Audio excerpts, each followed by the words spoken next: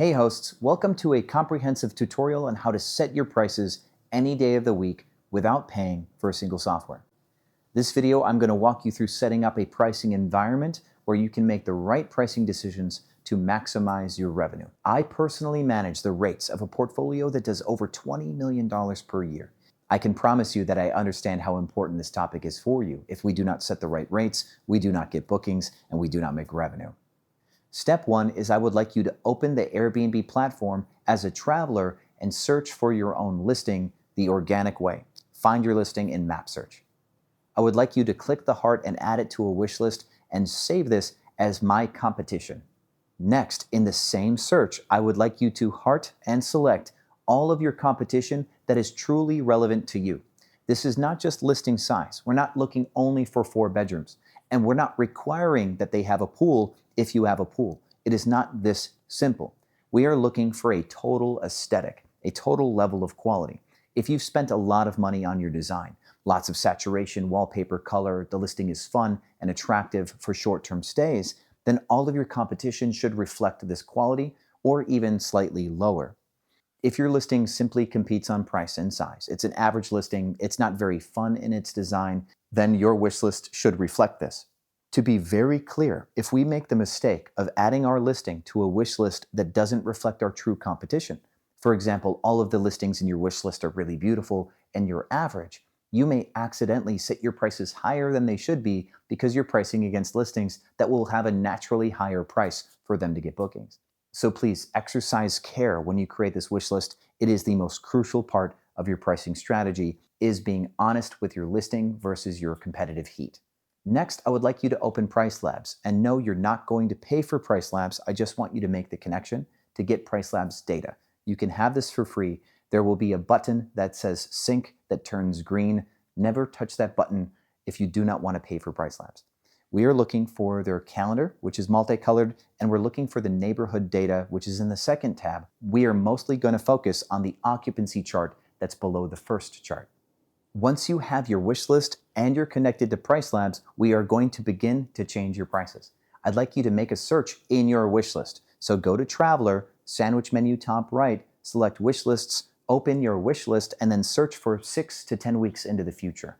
This search will give you a result. It will show you on the right in the map view a series of listings that are crossed out and a series of listings with prices. On the left side, it visualizes all of the available listings on the top and all of the unavailable listings below in a separate section. I would like you to find your listing on the left, identify what your price is for these dates, and then go back to the map and find that matching price. That is your listing. Zoom in and look at all of the rates around you. One of many scenarios will happen now. In one scenario, everything else is booked and you're the only listing available. That would be great for you. In another scenario, nothing is booked. No one's buying anything that is like your property. That is bad for you. Many scenarios will be middling. Some listings will be booked, some will be not. And the ones that are not booked, you may be the best quality listing or the most expensive listing. You might be the lowest price listing. You might also still be the best quality listing, but the lowest price listing at the same time. These variables do matter when we set our price. In a vacuum, if you have time to get a booking, it's 10 weeks out, and you're the best listing in this pricing heat, you can have a higher price than everybody, as long as you do see listings getting bookings. And inversely, if you're running out of time, we need to price against everybody in this list because not everybody's going to get booked. There's a great way that you can visualize what I call the price ladder in a software like Excel or Google Sheets. You can take every listing and make a row in a Google Sheet, row 1, 2, 3, 4, 5, etc. And for each of these rows, put the price from the search that you see right now. You can then order these in cheapest to most expensive, and that will be one version of the price ladder. But now you can also take all of these rows and reorder them based on quality of listing. You're going to find that the best listings hopefully exist on the higher side of the price ladder. But you'll also see that some listings that are really good quality will come down the price ladder. This is because they're deploying a pricing strategy to try to get booked for these dates because they don't think that they can be the most expensive listing and still get booked, even if they are the best listing. And this is the ultimate truth of pricing strategy. We need to make a decision every single day what the odds of us getting booked are and what price we can set that will still get us booked without dropping too low. And now let me show you how we can make these decisions. if you go back to pricelabs and open up neighborhood data and go down to that occupancy chart, you will be able to see the final occupancy for the dates of your search. Hover over the wavy dashed line, which is the final occupancy the market had last year, and see what the final market occupancy was last year. You may find that the occupancy is 90%, or it could be low below 40 or 50%. Generally, if this number is extremely high, your prices can stay high compared to your competition. And generally, if this occupancy number is extremely low, you will have to be low in price compared to your competition. But this chart is total market final occupancy, and we need to find out if our wish list is performing at the same speed as the total market or if it's performing differently, because that will help us make these decisions. What you will want to do next is add more data to this calendar. Go to the top right, there will be a configuration settings. And when you click the settings and drop down, at the bottom of this menu, you'll see two for occupancy. One will be last year's data and one will be pickup rate. Highlight both of those and select them. Now this chart will change and give you more data that you can work with.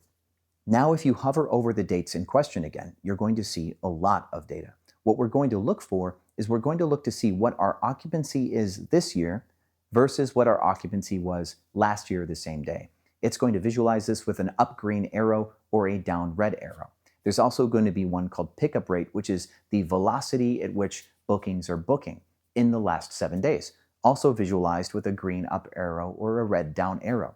If these arrows are down, we should expect that occupancy this year will end worse than last year. If these arrows are up, we should expect occupancy this year to do better than whatever it ended at last year. And again, the final occupancy for last year will always be the biggest number on this chart and will be the dashed wavy line. What you can do now to find out if your wish list is booking at the same rate as market is you can take pricelabs and look at market occupancy today, which may be 20% or 30%. Go back to the wish list and open up the calendar on your wish list. For the dates that you have searched, when you open up the calendar search menu, you'll notice at the bottom how many listings are available. This will say 19 for this example. If you then switch to I'm flexible, it will show you everything in your wish list that's available. And in this case, our example says 31. We then make a ratio of 19 out of 31, which is ballpark 60% occupancy. If my list is 60% occupied and pricelabs says that the market should only be 50% occupied, then my list is doing better than market, which means my product type is doing better than market. How cool is that? But if my list was 20% occupancy and market was 50%, that means that my product type is doing worse than market. I cannot overstate how important this distinction is, and this is a massive limitation for any software on the planet, and that's why you do need to compare a wish list of just your properties versus market data. But let's say that they match for a simple example. Let's say that both your wish list and pricelabs say that the market is 20% occupied. 1 out of every 5 listings are booked. And pricelabs says that the final market occupancy will be 80%. That means that 4 out of every 5 listings will be booked. You can then take that assumption and go back to your wish list and know that 4 out of every 5 listings in your wish list will get booked because it's behaving the same way as the chart on pricelabs. And now we will set our prices with the expectation of being one of the 80%. We have to identify what 20% of listings we think will not get booked in this chart. Either they are too low quality or too high priced or a combination of the both. And we will set our rates as high as we can while still being in the best 80% of the wish list. If the data was inverse and it was bad, 35% total market occupancy, we would want to be on the most attractive 35% of this wish list. And one pro tip for you is when these numbers are bad, we want to be more proactive to be one of the first booked, because as time elapses and these dates become more last minute, more of these listings will drop their prices. That means our pricing environment changes and we will need to drop our rates more as well. So by being proactive, we might get a booking today where everyone else is still unbooked a month from now, and that's really good for us. Inversely, when the market is strong, we can overprice our listing and let everyone else get booked. And as everyone else gets booked, everybody else's prices might go up, meaning that our overpriced listing will be at the right price later and will make more money. This all was a process and the logic in a process. It was a simplification, and I'm going to trust you to take what I just gave you and make it fit for your portfolio. Because to tell you exactly what your prices should be, I would have to see your exact listing, your exact wish list, and your PriceLabs data, which I do in Cracking Superos. I'm going to leave a link at the end of this video of an 11-hour coaching session, and you can see that multiple hours of that coaching session with multiple students, I was inside of their PriceLabs.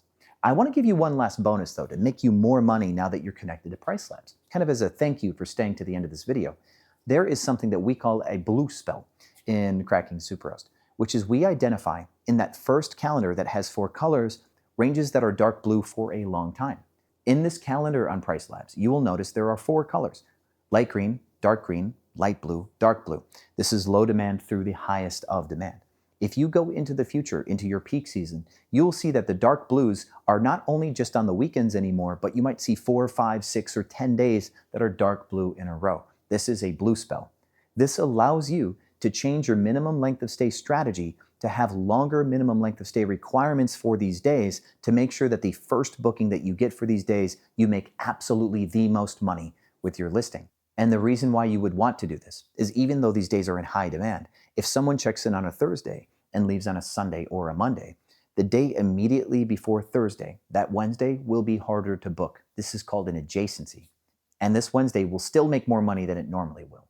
But because now there's a Thursday check-in, this Wednesday cannot get booked with the Friday or Saturday that follows. It will not make as much money as it could have if someone started their reservation before Wednesday.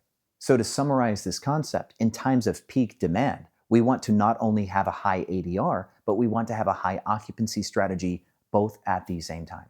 Some of your days of the week are the days that everybody checks in on, and these are easy days to get bookings. But the days immediately before those days are your hardest days to get booked. And you can find out what your hardest days to get booked are by going to ChatGPT. You can add your transaction history via a CSV file, upload it to ChatGPT. It can look at all of your past data, and you can ask it, what days of the week do people tend to check in on? What days of the week are always the most booked? What days of the week are the hardest for me to get booked? And ChatGPT will give you these data points. I call this concept hit rate. And the lower the hit rate for any of your days, the more proactive you'll want to be to try to get those days sold. The lower the hit date for any of your weekdays, the more you'll have to work to get these days sold, which means the more proactive we should be in our attempts to sell them. And I do have a video on exactly how you can do this. You can steal my prompts. This video is the 11-hour coaching session where you can see everything PriceLabs and more. And then this video is the one on how to use ChatGPT to help govern your rate strategy. Thanks for watching this video. I hope it was helpful. If you have questions, put them in the comments and I will clarify what I've taught in this video. And I will see you on the other side.